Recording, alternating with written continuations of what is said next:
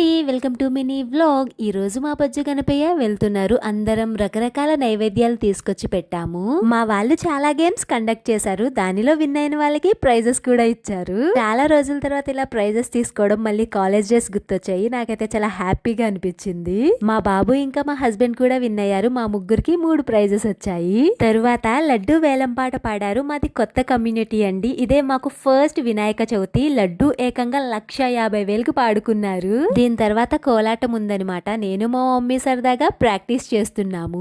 ఇంకా మా బొజ్జ గణపైన తీసుకువెళ్లడం మా బాబుకి అస్సలు ఇష్టం లేదు. కోపము, ఏడుపు అన్ని కలిపేసి వచ్చేసాయి పాపం ఆయనకి. ఇంకా మా వాళ్ళైతే మధ్యాహ్నం 3ంటికి స్టార్ట్ చేసి రాత్రి 12 వరకు కంటిన్యూస్ గా ఏజ్ తో సంబంధం లేకుండా ఎంత బాగా ఎనర్జెటిక్ గా డాన్స్ చేశారో అసలు. నిజం చెప్పాలి అంటే బొజ్జ గణపి వెళ్ళిపోతుంటే మా బాబుకే కాదండి, నాకు కూడా చాలా బాధగా అనిపించింది. బాయ్ బాయ్ బొజ్జ గణేష. జై హింద్.